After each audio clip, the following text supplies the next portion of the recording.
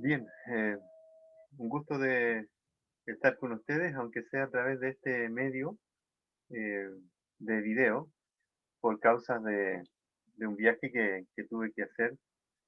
No he podido estar con ustedes hoy, pero sí quise intentar hacer este ejercicio de grabar para, para mantener el contacto. Bien, nuestra clase de consejería pastoral.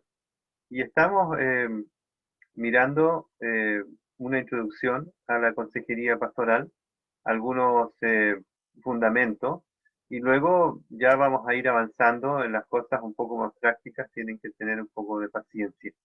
Eh, Gracias por todos los que enviaron sus reportes de lectura, y sé que no fue mucho, yo debería haber incluido todo el capítulo uno del libro de Manual del Consejero Cristiano de Jay Adam. Entonces, para la próxima semana voy a pedir que estén leyendo la segunda parte del libro Manual del Consejero Cristiano de Jay Adam, la segunda parte, es decir, de la página 47 en adelante, y desde la página, desde el punto 6 al punto 9, puedan seleccionar uno que le llame la atención y hagan de eso su informe. Por ejemplo, él dice, la segunda parte tiene que ver con las presuposiciones y los principios, y luego presuposiciones y principios básicos en la práctica del aconsejar, la esperanza, la oración, la dinámica de la reconciliación, disciplina, reconciliación y presuposiciones, metodología y técnica. Entonces, escojan una de esas para hacer un informe de lectura. Puede ser la esperanza, la oración, la dinámica o la reconciliación. Escojan una de ellas y me mandan el informe de lectura, al igual que el otro que me enviaron la semana anterior. ¿Ya? Si tienen alguna duda me preguntan y yo les aclaro la duda, pero creo que está más claro explicado así, ¿no? Entonces, de la segunda parte, eh, van a escoger uno de los puntos que son la esperanza, la oración, la dinámica, la reconciliación, y hacen su informe de lectura. Ideal es que lean toda la segunda parte para entender un poco la dinámica del autor, y escojan uno de esos también. Les va a servir como contenido, y también va a ayudar a aportar a lo que estamos viendo en el otro libro.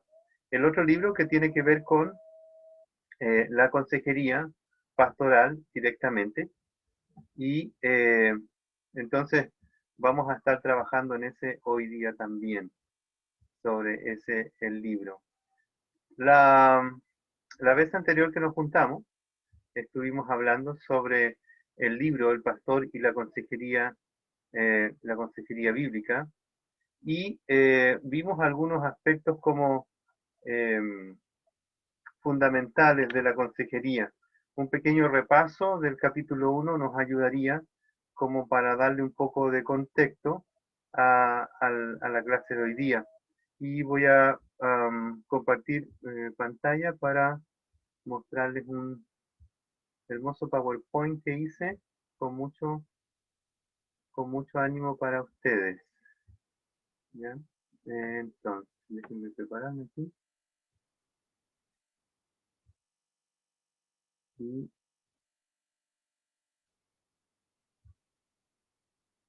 bien, lo que vimos en el primer capítulo, la primera parte, hablaba acerca de la aproximación de la consejería bíblica a las personas, y cómo nosotros que vamos a estar inmersos o que estamos inmersos en el ministerio, vamos a trabajar para que esta consejería sea lo más bíblica posible, valga la redundancia, y cercana a los propósitos de Dios para nosotros.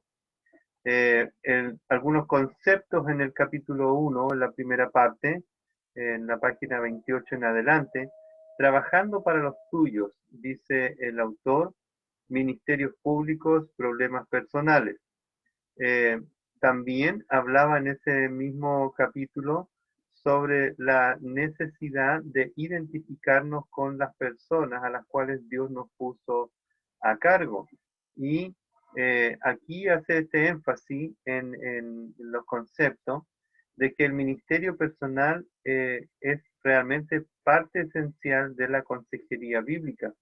Hablamos de consejería porque hablamos de personas. Muy importante eso. Oler a oveja, dice el autor. Varios autores han acuñado esta idea de que los que estamos en el ministerio debemos oler a oveja, es decir, identificarnos, un llamado a identificarnos con las personas e involucrarnos con ellas de tal manera de que podamos ser parte de sus vidas también, una parte presente y activa y de influencia en la vida de las personas a las cuales el Señor puso a nuestro alcance. No perder de vista esto a causa de la preocupación por la estructura, por las prioridades que están en el entorno del ministerio, porque la Biblia hace tanto énfasis en las personas, mucho más que en las estructuras. Y aquí un paréntesis, los animo a leer, por ejemplo, muy buen libro, El enrejado y la vid. Algunos ya lo han leído quizás o lo están leyendo. Muy buen libro que nos ayuda a identificar si estamos haciendo el énfasis correcto en el ministerio. Entonces, el ministerio es para las personas y con las personas. Jesús y Pedro nos ayudan a entender esto, por ejemplo, en Juan capítulo 21, versículo 15 al 19, donde Jesús se acerca a Pedro, Jesús resucitado se acerca a Pedro a orillas del mar, después de desayunar con ellos, y le invita a entender que él lo tiene que pedir perdón por haber negado a su Señor, ¿cierto? En las horas previas a su crucifixión. Pero también el Señor Jesús anima a Pedro a entender sus prioridades y 3 veces le dice, Pedro me amas, Pedro me amas, Pedro me amas, y las 3 veces le da propósito a su vida. Cuida las ovejas, alimenta las ovejas, preocúpate de las ovejas, ¿no? Así es que hay una motivación allí, el Cristo resucitado está priorizando el ministerio de Pedro por las personas. Así que Pedro no fue una persona que anduvo involucrado en construcciones o en sacando permisos o haciendo cosas de este tipo, que son necesarias, pero no son la prioridad. Si podemos priorizar, las personas son nuestra prioridad. ¿Ya? Así que ese pasaje ahí de Juan capítulo 21 es un muy buen ejemplo de el énfasis que Jesús quiere que nosotros demos a nuestros ministerios. Pedro también reconoce y practica este llamado. Primera de Pedro, capítulo 5, ¿verdad? Sabemos de ese texto donde Pedro enuncia y aclara que el ministerio que el Señor nos ha dado a los pastores ancianos, en el caso ahí del pasaje que tenemos en Primera de Pedro 5, dice Pedro, yo anciano juntamente con ellos, y él demanda de los líderes cristianos que deben identificarse con el rebaño.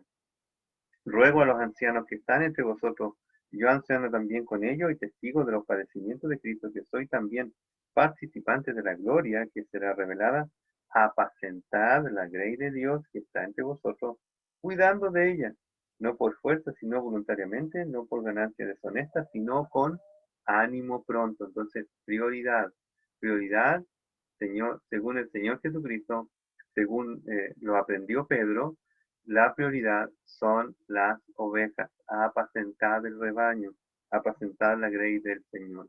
Luego el apóstol Pablo recoge esta enseñanza del Señor Jesucristo y de los apóstoles y el ejemplo de ellos también, y en Hechos capítulo 20, versículo 28, nos amonesta con estas palabras, así como a los ancianos de Mileto, y les dice que deben ocuparse de ellos, de su vida personal, pero también de los que Dios ha puesto a su cuidado.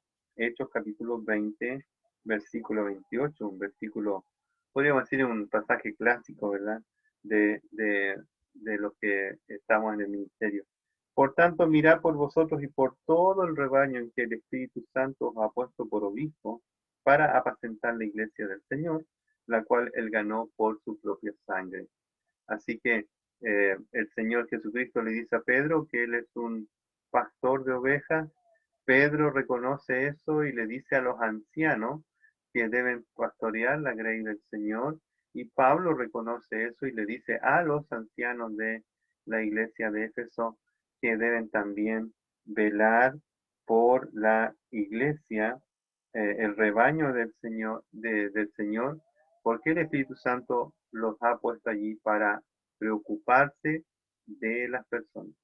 Y parece como obvio, pero cuando estás en el ministerio, muchas otras preocupaciones empiezan a ocupar tu agenda y muchas veces son ocupaciones mucho más gratas quizás, porque es mucho más grato dedicarse a otras cosas que ocuparse de los problemas de las personas en muchos sentidos. Así es que en un sentido es como atractivo ser pastor de una iglesia y ocuparse de cosas que no le traigan problemas en el sentido de trabajar con personas y sus situaciones complicadas. Bueno, conceptos en el capítulo 1 entonces, trabajando para los tuyos, ministerio público, problemas personales. No descuidamos la predicación pública de la palabra porque es una prioridad en nuestro ministerio, pero a la vez no descuidamos el ministerio personal, que es el aconsejar a las personas con la palabra, también lo vamos a ver allí. Entonces, el ministerio personal implica primero tres cosas. Primero, identificarse con las debilidades y pecados de las personas. El ejemplo de nuestro Señor Jesucristo, Filipenses capítulo 2, versículo 5, quien se tomó forma de siervo y se humilló hasta hacerse humano, ¿no? Esa es la humillación del Señor, se hizo hombre.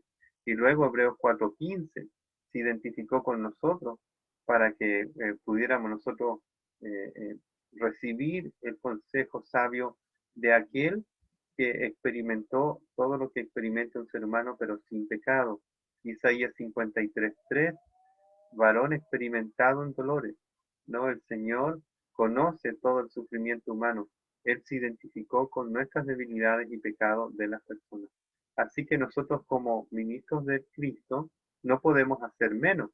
Debemos mirar a las personas con amor, con misericordia y en el caso nuestro, no como el Señor Jesucristo, que fue sin pecado, pero en el caso nuestro, con humildad, como dice Gálatas capítulo 6, versículo 1 al 3. Todo pastor es un siervo de Jesús y un siervo no es mayor que su maestro, por lo tanto, si nuestro maestro se identificó con nuestras debilidades, ¿cuánto más nosotros que el Señor nos ha puesto allí para ministrar a nuestros hermanos? Segundo, el ministerio personal implica hablar con Dios en nombre de las personas, eh, orando a Dios, hablar con Dios en nombre de las personas, ser un hombre o una persona de intercesión en el ministerio, ya sea nosotros los pastores que estamos o que vamos a estar o que van a estar en el ministerio, ser personas de intercesión. Y yo reconozco que estudiando esto en la semana fui convencido de pecado porque no siempre estoy orando por mis hermanos. Pablo es un ejemplo tremendo. Menciona una cantidad enorme de personas por las cuales está orando y por las cuales tiene relaciones, contactos y los está ministrando. Se sabía los nombres de las personas, las situaciones de ellos, siempre menciona alguna característica de las personas, significa que estaba involucrado con ellos. Colosenses 1:3, Efesios 6:18, Filipenses 1:9 al 11 y otros más. Al final de las cartas de Romanos, por ejemplo, menciona una cantidad enorme de personas por las cuales Pablo se había involucrado. Así que ser un consejero también es ser una persona oraciones que interceden por otros, orando por nuestros hermanos continuamente, a los cuales Dios nos ha puesto para ministrar. Y no despreciamos la oración como parte de nuestro trabajo ministerial, todo lo contrario. El Señor Jesucristo oró por sus discípulos. Así es que nosotros con mayor razón debemos orar por nuestros hermanos, a los cuales el Señor ha puesto a nuestro cargo. Eh, yo reconozco aquí que también eh, eh, en algunos momentos también uno discrimina, ¿no? Dice, bueno, tengo tanto que estudiar, así que voy a orar un poquito nomás, ¿no? Voy a orar un poco breve, porque tengo mucho que estudiar o mucho que leer y discriminamos en el tema de la oración. Bien, entonces lo primero es identificarnos con las debilidades y pecados de las personas, hablar con Dios en nombre de las personas, es decir, orando, intercediendo por otros. Y tercero, el ministerio personal implica hablar a las personas en el nombre de Dios. En nuestra labor pastoral, Cristo es el mensaje y la imagen de Cristo la meta. Queremos que aquellos a nuestro cuidado sean conformados a la imagen de Cristo, lo cual sucede cuando la fe obra mediante el amor. Y ahí Colosenses 1, 28, 29, también de nuevo el deseo de Pablo de que todos se conformaran a Cristo y que pudieran crecer en su fe. Algo muy importante y que debemos cuidar en la consejería pastoral es que nosotros no nos pongamos por sobre las personas, nos pongamos al mismo nivel de las personas, porque solo Cristo está por sobre nosotros. Así que si alguien tiene una necesidad, un problema, una preocupación, nosotros no decimos yo te lo voy a resolver o no lo pensamos, porque nuestro pensamiento debe ser yo tengo que llevar a esa persona a aquel que es el príncipe de paz, el consejero, el consejero admirable. Él puede responder a sus necesidades. Así que nosotros somos un colaborador, un hombre o una persona, una mujer que está llevando a las personas a Cristo para que encuentren en Él la respuesta a su necesidad. Obviamente eso significa prepararse, pero significa también de que no soy yo la respuesta a las personas, a sus problemas. Es el Señor Jesucristo. Nuestra labor es Cristo, el mensaje es Cristo y el consejero final siempre es Cristo. Y nuestro consejo debe estar orientado hacia Él todo el tiempo de nuestra consejería, de nuestra ayuda a las personas. Entonces, repito, identificarse con las debilidades y pecados de las personas, hablar con Dios en nombre de las personas, hablar a las personas en el nombre de Dios, porque es el mandato del Señor. Entonces, tres áreas allí donde debemos trabajar. Luego, introducimos el capítulo 2, la segunda parte, por dónde empezar. Así que aquí, en esta segunda parte, objetivos iniciales de la consejería bíblica. Estos tres primeros capítulos son de preparación, ¿no? De fundamento. Ya lo mencionamos en la introducción al libro. El autor hace un pequeño resumen de los capítulos. Estos tres primeros capítulos son de preparación, de fundamento, de aclaración de conceptos y objetivos.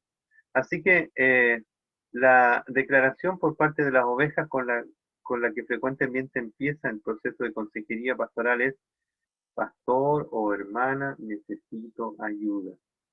Y cuando uno escucha eso, dice el autor, inmediatamente nuestra mente empieza a trabajar, nuestro corazón se activa y debemos entonces tener como un plan, una organización mental, un proceso en el cual nosotros podamos iniciar toda consejería. Así que objetivos iniciales en la segunda parte del libro de consejería pastoral. Identifica el problema planteado, sería el primer paso. Identificar el problema planteado. Los cristianos que semana tras semana se sientan a escuchar la predicación de la palabra, normalmente no visitarán el despacho pastoral hasta que algo vaya mal en sus vidas. Ahora, el despacho pastoral, algunos privilegiados pueden tenerlo, pero por lo general la iglesia sirve o visitando la casa de algún hermano que te pide ayuda porque necesita el buen consejo del Señor. Así es que normalmente iniciamos así una persona con una necesidad de ayuda. Eh, Ahora, identificamos el problema, no es tan fácil como aparenta ser. La persona puede expresar una necesidad o un problema, pero nosotros debemos con sabiduría escuchar, como dice Santiago, ¿verdad?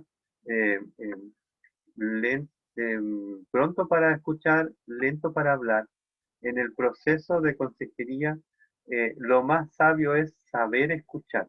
No solo escuchar, saber escuchar. Porque en lo que está diciendo la persona, mucho de eso después tenemos que interpretarlo a la luz de la palabra de Dios y a la luz del contexto de cada persona. Y muchas veces vamos a tener que trabajar en la interpretación de lo que la persona está planteando como su problema. A veces decimos, y van a encontrar en otros libros de consejería bíblica, que se hablan de los problemas sentidos o de las necesidades sentidas de las personas, que no necesariamente son las necesidades reales de la persona. No olvidemos que nosotros nos asociamos a Dios y al Señor Jesucristo trabajando con el corazón de las personas y no solamente buscando resolver los problemas de las personas. Ya lo he mencionado en otros cursos de consejería. Caemos en ese peligro, en el espejismo de resolver problemas y de no ayudar a la persona a administrar ese problema a la luz de la palabra para perseguir los propósitos de Dios a causa, con motivo de esos problemas. Y en los propósitos de Dios ser más como Cristo, es crecer en nuestra fe, es aprender más quién es Él. Por lo tanto, muchas veces la persona va a enunciar su problema y nosotros tenemos que interpretar ese problema para que podamos tener una claridad de por dónde guiarnos en la orientación y la consejería. Segundo objetivo, muestra la importancia del Evangelio. Entonces, primero escucha. Idealmente, si tienes oportunidad, ten un cuaderno para anotar tus apreciaciones o si la persona te lo permite, puedes grabar si hay confianza en ese contexto. Obviamente vamos a hablar un poco de eso más adelante, el tema de la confidencialidad. Hay ciertas limitaciones para eso, no solo morales, éticas, sino que legales. Entonces tenemos que trabajar en eso también, pero si la persona te lo permite, puedes grabar la conversación para no perderte de lo que la persona te está diciendo. Si no, haz algunas anotaciones, ¿no? También pueden llevar un registro de la entrevista. Segundo, entonces, los objetivos iniciales, después de escuchar el problema planteado, identificarlo, muestra la importancia del Evangelio para ese problema. En este caso, otros podrían decir, como Jay Adam u otros consejeros, aquí uno puede también, si quieres poner entre paréntesis, sería dar esperanza a la persona de que hay una solución. No eres tú, ni tu consejo o experiencia, sino que es el consejo de Dios a través de la palabra de Dios. Queremos que la persona vea la importancia del Evangelio, el poder del Evangelio, como dice Pablo en Romanos capítulo 1, versículo 17. La gente vive debidamente tan solo cuando está debidamente moldeada por Cristo. Y eso significa que le vas a mostrar, le vas a ayudar, le vas a motivar a confiar en el Evangelio, en la palabra de Dios. Como dice Pablo, toda la escritura es útil. y por lo tanto debes animar a la persona, darle esperanza de que el consejo que viene de la palabra de Dios es útil para su necesidad puntual. Y puedes usar otro pasaje, puedes usar los textos de los salmos donde habla del valor, del poder y la importancia de la palabra de Dios. Salmo 19, ¿verdad? Donde la ley de Jehová hace sabio al sencillo. El Salmo 119, muchos textos que hablan acerca de el valor y el poder de la palabra de Dios para transformar las vidas de las personas y ayudarlos a entender sus problemas a la luz de la palabra del Señor. Así que muestra la importancia del Evangelio, le das confianza de que Dios es la respuesta, su palabra tiene el consejo sabio y tú vas a acompañarlo en este proceso. Dar esperanza, en este caso aquí muestra la importancia del Evangelio. Otro objetivo inicial, ayuda a la persona a crecer en semejanza de Cristo.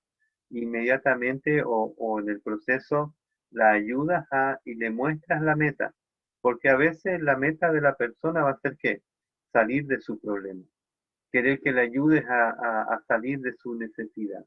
Y luego nosotros vamos a pensar cuando la persona ya no tiene ese problema o esa necesidad o se sanó o solucionó su conflicto con su esposo o su esposa, eh, él va a decir y tú puedes pensar, bueno, ya terminé mi trabajo. No, el trabajo de nosotros es llevar a esa persona a ser más como Cristo. Inmediatamente le dice que esa es la meta, que si a lo mejor el problema no lo vas a solucionar o Dios no lo va a solucionar, sino que lo va a usar para que ayudarte a crecer en semejanza a Cristo. Y varios textos allí en el PowerPoint también te lo voy a enviar. Los seres humanos fueron creados a imagen y semejanza de Dios. Cuanto más nos conformamos a su imagen, más reflejamos el ideal de Dios para la vida humana. Cuando Dios dice que Dios nos da vida y vida abundante, esa vida abundante se llama Cristo. ¿Sí? La gran bendición de Dios, el tesoro más grande, la perla de gran precio es Cristo. Así que somos bienaventurados o doblemente bienaventurados porque tenemos a Cristo. Como dice Pedro, Cristo es precioso para los que creemos en Él. Así es que tienes que ayudarlo a entender eso, que las circunstancias, los problemas, las situaciones, no necesariamente Dios las quiere mejorar, pero sí hay algo que Dios quiere y está empeñado en hacer, es hacerte más semejante a Cristo. Eh, bueno, entonces voy a mencionar más. Identificas el problema, muestra la importancia del Evangelio, ayuda a la persona a crecer a semejanza de Cristo. Luego, la alerta inicial. Ahora que los objetivos han sido establecidos, consideramos cómo se inicia normalmente la consejería. Y decimos normalmente porque van a haber excepciones, ¿verdad? Van a haber situaciones que escapan a la normalidad y que vamos a tener que manejar con la experiencia o con la práctica. Entonces, ¿cómo se inicia normalmente la consejería? Varias aproximaciones. La consejería autoiniciada. El consejero busca es como el ideal. La consejería autoiniciada es habitualmente la forma más natural de comenzar y la más deseada por los consejeros. Cuando alguien busca el consejo, busca a un pastor para recibir consejo, se acerca a ti después de la reunión o te llama o va a tu casa y dice, pastor, tiene un poco de tiempo, necesito ayuda, necesito un buen consejo de la palabra del Señor, usted me podría ayudar y uno se le llenan los ojitos de, de lágrimas porque es lo que es donde uno sabe que el Señor lo ha estado usando y preparando para eso. Uno debe estar dispuesto. Es lo más ideal, digamos, de la consejería es cuando alguien se acerca y te dice, pastor, ¿me podría dar un tiempo para poder, porque necesito su consejo? Y entonces uno se emociona porque dice, alguien está entendiendo el valor de la consejería en el contexto de la vida cristiana. Primera de Pedro nos dice eso, ¿verdad? En el capítulo 5 de nuevo, que veíamos en delante, en el versículo 2 dice que debemos pastorear la gracia de Dios con ánimo pronto, ¿no? Así que la primera aproximación sería la consejería autoiniciada, cuando alguien se acerca a nosotros. Segundo, la consejería iniciada por una amistad, es decir, que es algo que alguien te acerca y dice, pastor, quiero que hable con mi esposo, o que, con mi esposa, o con mi hijo, o con un amigo, en fin. Eh, Otras sesiones de consejería son iniciadas por amistades o seres queridos de quienes necesitan la ayuda. Aquí se complica un poco la situación porque tenemos que trabajar con la persona que está solicitando la consejería para otro, pero también tenemos que trabajar con la persona que quiere ser aconsejada. A veces tenemos que ser como muy sabio y visitar a la persona a la cual se nos refirió y poder entablar una relación, una pequeña conversación, para luego hacer las preguntas adecuadas y tratar de abrir la oportunidad de la consejería. En otras ocasiones vamos a tener que trabajar con la persona que nos pide ayuda para la otra persona. Quizás podemos capacitar a esa persona para que sea consejero de la persona a la cual queremos o necesita ayuda. Y ahí es donde tenemos que tener como sabiduría. Normalmente estamos disponibles.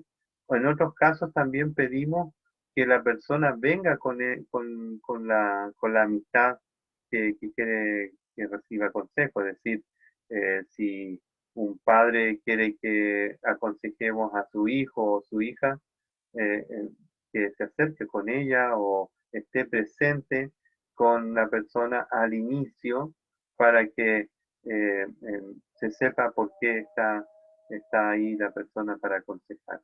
Entonces, la consejería iniciada por una amistad normalmente es más común, ¿no?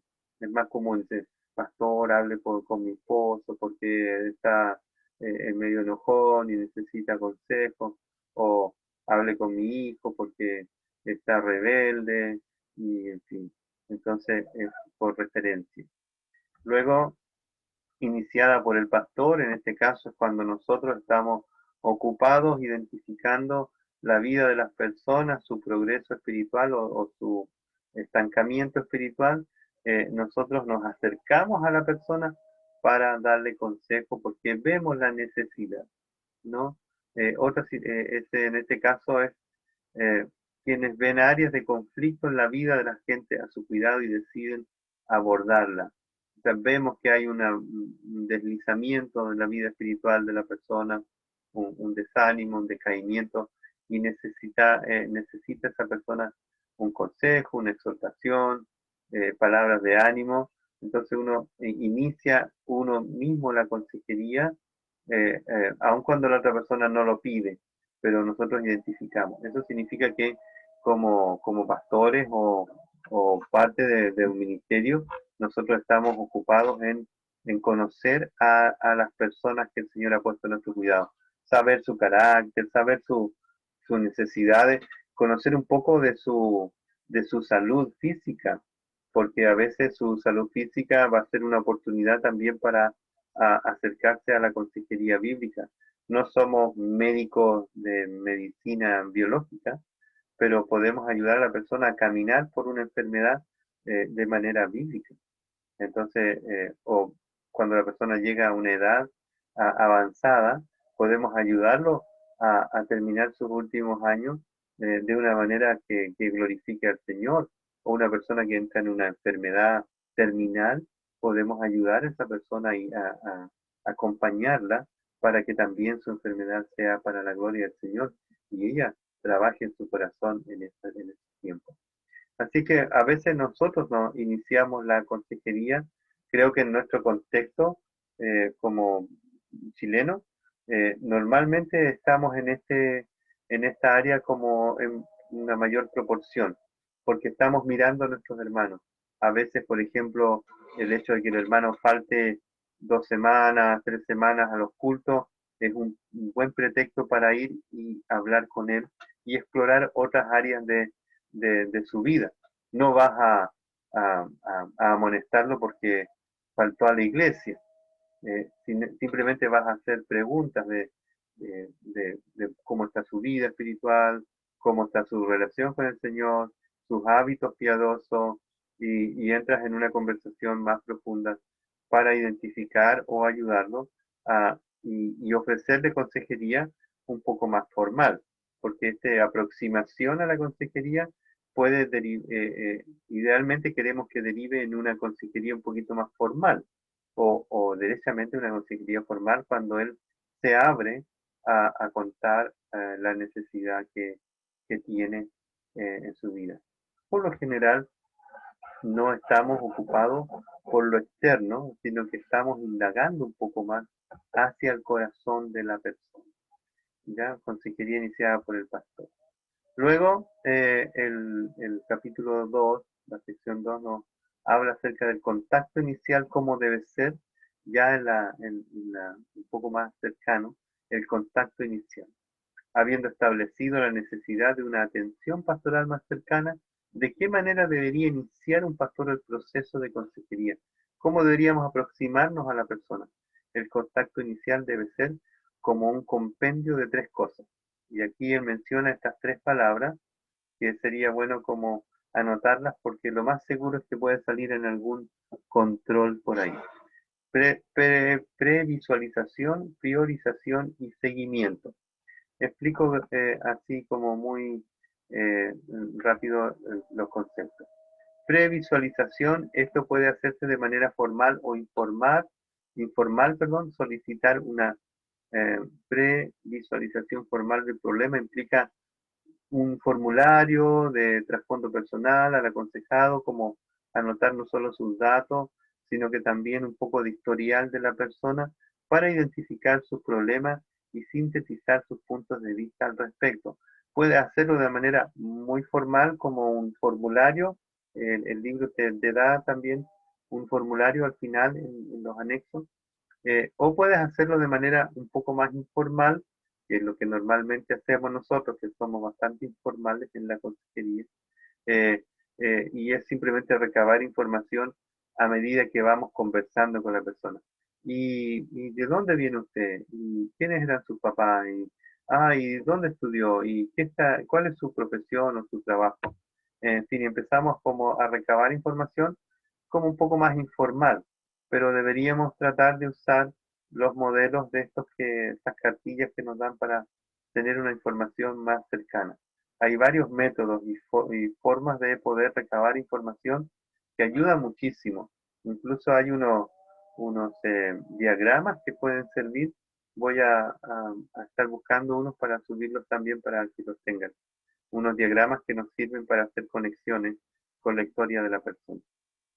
Luego, priorización, que significa tienes que priorizar aquellas situaciones que requerirán mayor porción de tu tiempo. Y aquí añado lo que hablamos atrás. Es que vas a identificar el problema por interpretar lo que la persona dice y vas a priorizar no necesariamente de lo que la persona cree que es su problema o su situación, sino lo que tú sabes que es su problema y su necesidad. Es decir, priorizas aquellas cosas que requerirán una mayor porción de tu tiempo. Y quizás la persona diga, pero pastor, yo quiero que me ayude no sé, a, a bajar de peso. Y tú estás priorizando y dices, bueno, pero lo importante es por qué estás comiendo mucho. Y a lo mejor es por una ansiedad, un temor, una preocupación, una falta de dominio propio. Y la persona dice, no, quiero que me ayude para dejar de comer tanto, ¿no? Entonces, priorizar significa que identifica la situación más profunda o más necesaria de la persona y ayudas a esa persona a entender cuál es su real necesidad. Y luego, seguimiento.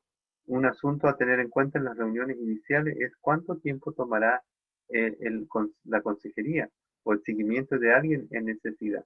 Cuando termine la situación que está viviendo o cuando tú veas progreso en su vida espiritual o cuando veas que la persona puede crecer solita en esa área. Esta es una de las cosas más complejas en la consejería, porque a veces la persona puede crear una pequeña dependencia con el consejero, ¿no? Y hay que tener mucho cuidado con eso de no extender demasiado la consejería y poner ciertos límites y ciertas como condicionantes para mantener la consejería. Lo vamos a ver más adelante en el tema de las tareas, por ejemplo. Una condicionante puede ser, bueno, yo te voy vamos a volver a juntarnos siempre y cuando tú hagas esta tarea, leas este libro o leas esta porción de la escritura, en fin.